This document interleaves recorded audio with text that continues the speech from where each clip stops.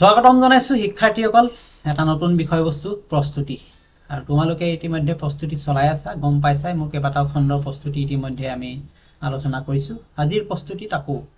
এছএছএলসি social science সহজে revision কেনেকৈ কৰিম গতিকে আহাচোন এছএছএলসি পৰীক্ষা উচ্চ চাপি আহিছে সোশ্যাল সায়েন্স পঢ়িবলৈ বহুত আছে বুলি ভয় লাগি আছে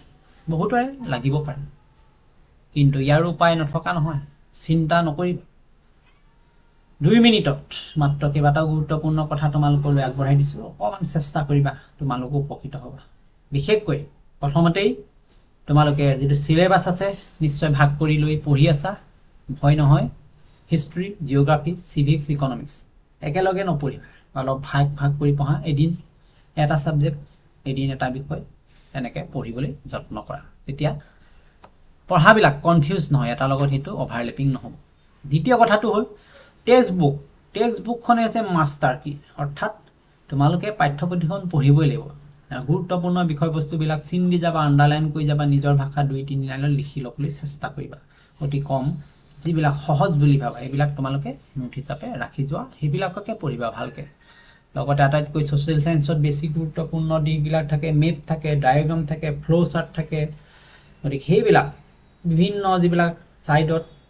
পিকচাৰ বিলাক থাকে ছবি বিলাক জিওগ্ৰাফিৰ মানচিত্ৰ হিষ্টৰী টাইমলাইন সিভিক্সৰ ডায়াগ্ৰাম ৰাজনীতিৰ এইবিলাক চকুত থকাকে ৰাখিবা যাতে যোৱাৰ আগত পটকে এবাৰ চাই যাব পাৰি শেষত চতুৰ্থ টিপছটো হ'ল শৰ্ট নোটছ বনোৱা প্ৰতিটোৰ বিষয়বস্তু একেবাৰে ক্ষুদ্ৰ নোটছ ৰাখিবা যাতে মূল কথা 5 কিৱৰ্ডছ 5টা মূল বিষয়বস্তুৰ ওপৰত ভিত্তি কৰি সৰু ক্ষুদ্ৰ 5টা পইণ্ট লিখিবা যাতে হেকিটাই পিছত বৰ্ণনা কৰি দিব পাৰা তুমি তোমাৰ লিখাৰ সময়ত 3 কজেছ সৰু 3টা কাৰণ মনত ৰাখিবা 3 ফ্যাক্ট গুৰুত্ববিলাক ফলাফলবিলাক মিনিমাম 3টা হলেও ৰাখি যাব প্ৰতিটো বিষয়বস্তু তেতিয়া যিকোনো বিষয়বস্তু এটা যেতিয়া পৰ্যালোচনা কৰিবা তোমাৰ বিষয়বস্তুটো আলোচনা কৰিবলৈ লিখিবলৈ সহজ হ'ব আৰু পঞ্চমতে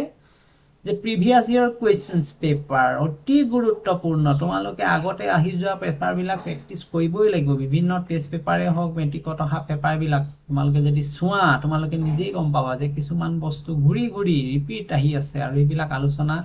বা তোমালোকে যদি প্ৰিপেয়াৰ কৰি যোৱা সেইবিলাক প্ৰশ্নকে পুনৰ এটা নতুন টাইপত আহিব পাৰে গতিকে তাতে ফোকাস কৰিবা যে